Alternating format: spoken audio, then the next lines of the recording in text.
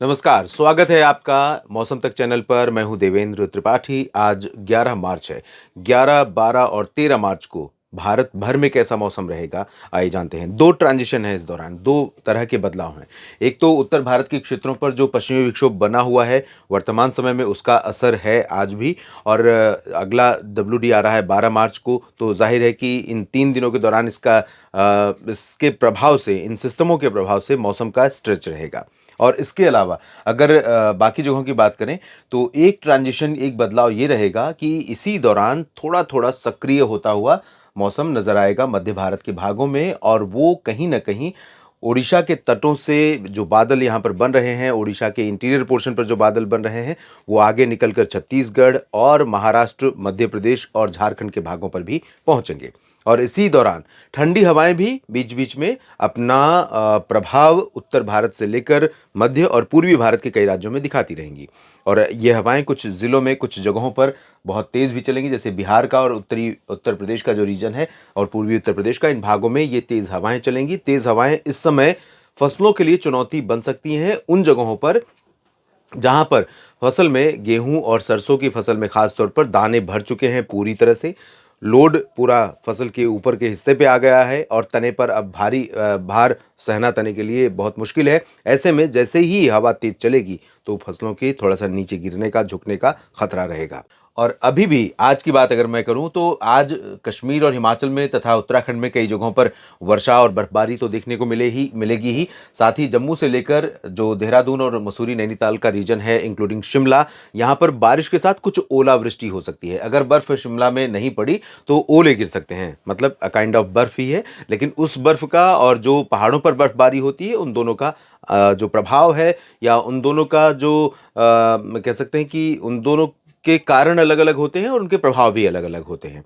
जैसा कि आप जानते हैं, ओले आपको महाराष्ट्र में नागपुर में भी मिलेंगे, लेकिन बर्फ़ नहीं मिलेगी। बर्फ़ सिर्फ़ पहाड़ों पर ही मिलेगी जो हायर रीचेज़ हैं, जहाँ पर मेल्ट हो जाती है। मेल्ट होने से पहले ही वो जो प्रेसिपिटेशन है, जो नमी है, वाटर कंटेंट है बादलों में, वो नीचे आना शुरू हो जाता है ऊंचाई वाले क्षेत्रों में, और वही होती है बर्फ़। और उससे बहुत ज़्यादा नुकसान नहीं होता, लेकिन ओलों से बहुत ज़्यादा नुकसान होता है।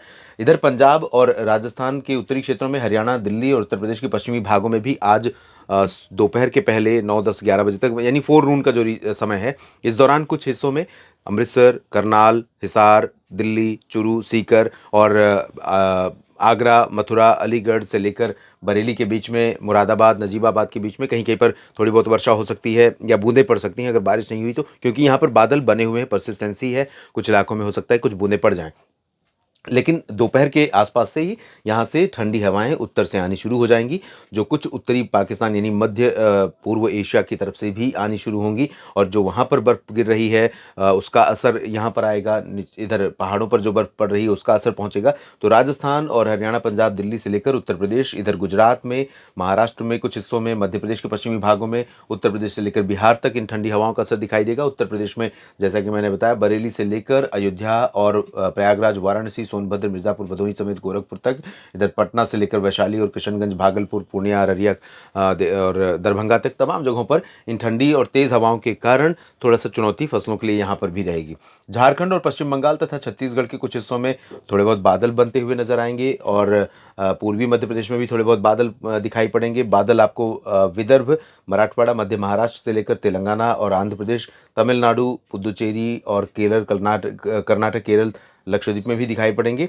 कोचीन समेत केरल में कुछ जगहों पर थोड़ी बहुत वर्षा हो सकती है, कर्नाटक में कुछ बूंदें पड़ सकती हैं। लेकिन ये जो बादल यहाँ पर बनेंगे, ये बहुत ज़्यादा बारिश देने वाले नहीं होंगे, सिर्फ धूप को फ़िल्टर करेंगे, और ऐसा कहीं-कहीं पर लग सकता है आपको कि बादल बारिश देने वाले हैं। अंडमान और निकोबार द्वीप समूह में मुख्यतः शुष्क मौसम के बीच में अनुमान ये है कि दक्षिणी क्षेत्रों में कुछ इलाकों में थोड़ी बहुत बूंदाबांदी हो सकती है। पूर्वोत्तर में, अरुणाचल में थोड़ी बहुत संभावना रहेगी, बाकी जगहों पर ड्राई वेदर रहेगा। और बात करते हैं 12 मार्च के मौसम की, तो 12 मार्च को वर्तमान सिस्टम जो है डब्ल्यूडी, उसका असर कम हो जाएगा यहाँ पर, और इसके पीछे से दूसरा सिस्टम आता हुआ दिखाई दे रहा है और इसका प्रभाव आप देख सकते हैं। अगर ये पूरा प्रभाव आगे मूव करता है और पूरी एनर्जी बादलों में इसी तरह से बनी रहती है भारत के ऊपर, तो राजस्थान से लेकर, बार-बार मैं यही कह रहा हूँ, राजस्थान से लेकर पहाड़ों के रीजन से समेत उत्तर प्रदेश तक बहुत इलाकों में बारिश अच्छी खासी देखने को मिल सकती है। लेकिन अच्छा है कि ये बादल पूरी एनर्जी के साथ यहाँ नहीं पहुँचेंगे। ज़ाहिर है कि जब आगे मूव कर रहे हैं बादल, तो अपनी एनर्जी यहाँ पर भी लूज़ करेंगे। जब यहाँ लूज़ करेंगे तो जो मॉइस्चर कंटेंट है, नमी है इनमें, वो उतनी मात्रा में नहीं बची रहेगी कि वो भारी बर्फबारी या भारी बारिश या ओलावृष्टि दे भारत के क्षेत्रों में। लेकिन ज़रूर मौसम कई राज्यों में प्रभावित होगा। लेकिन 12 को यानी कल यहाँ पर पहाड़ों पर कुछ इलाकों में थोड़ी बहुत वर्षा या बर्फबारी देखने को मिलेगी। निचले इलाकों में राजस्थान और पंजाब के जो सीमावर्ती क्षेत्र हैं, पश्चिमी भाग हैं, यहाँ पर कुछ इलाकों में बादल आ सकते हैं। बाकी जगहों पर फिलहाल बादल बहुत ज़्यादा नहीं रहेंगे। मुख्यतः शुष्क मौसम रहेगा और साफ मौसम रहेगा और ठंडी हवाएं यहाँ पर चलती रहेंगी। हरियाणा, पंजाब, दिल्ली में भी और उत्तर प्रदेश, बिहार में भी। गुजरात और मध्य प्रदेश, महाराष्ट्र में भी शुष्क मौसम रहेगा और कुछ कुछ जगहों पर यहाँ पर पश्चिमी मध्य प्रदेश में, यहाँ गुना, ग्वालियर से लेकर भोपाल और सागर तक, बैतूल और इधर नीमच, रतलाम, धार, उज्जैन, इंदौर, देवास, सीहोर, शाजापुर और अशोकनगर, गुना समेत तमाम जगहों पर, यहाँ पर अलीराजपुर, बुरहानपुर, धार, खरगोन, खंडवा, इन सभी भागों में थोड़ी सी ठंडी हवाएं यहाँ पर चलती रहेंगी और नमी भी रहेगी। तो थोड़े बहुत बादल भी बीच बीच में आते रहेंगे, लेकिन बादलों का यहाँ पर असर मौसम में बारिश के रूप में नहीं दिखाई पड़ेगा। तो थोड़ी बहुत बूंदाबांदी हो सकती है। थोड़ी बहुत हवा में ठंडक हो सकती है, बूंदाबांदी बिल्कुल नहीं होगी। गुजरात में भी बारिश नहीं होगी और शुष्क मौसम के बीच में ठंडक रहेगी हवा में।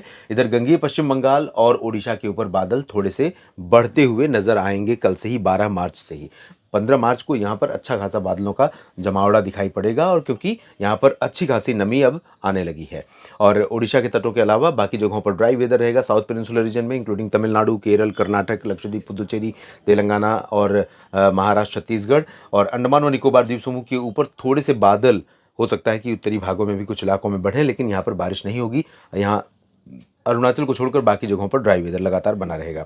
और अब बात करते हैं 13 मार्च की। तो 13 मार्च को जब WD भारत के ऊपर पहुंचेगा, दूसरा जो आगामी सिस्टम है, इसका जो असर रहेगा वो भारत पर 13 मार्च को सबसे ज़्यादा दिखाई पड़ेगा। जो सिस्टम आप पीछे देख रहे थे वो आगे बढ़ेगा। तो यहाँ पर कश्मीर, हिमाचल में फिर से आज की तरह ही परसों भी अच्छी खासी इंटेंसिटी में बर्फ़ पड़ने वाली है।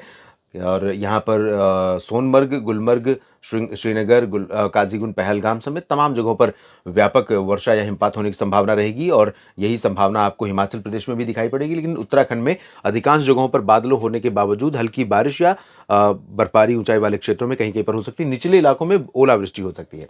और जो आगामी सिस्टम है दोस्तों, उसका प्रभाव 13 मार्च को हमें पंजाब और हरियाणा तथा उत्तर प्रदेश के पश्चिमी भागों में कहीं कहीं पर हल्की वर्षा या बूंदाबांदी के रूप में दिखाई पड़ेगा। इंटेंसिटी भले बहुत लो रहेगी, लेकिन चांसेस यहाँ पर रहेंगे। और उसके बाद जब ये सिस्टम आगे जैसे जैसे मूव करता रहेगा, फिर से ठंडी हवाएं सीकर और हिसार, सिरसा से लेकर अमृतसर से लेकर फजिल्का, फरीदकोट से लेकर चूरू, गंगानगर और जयपुर, अलवर, इन भागों में तापमान को नीचे ले आएंगी। फिर से मौसम में ठंडक फिर से हो जाएगी।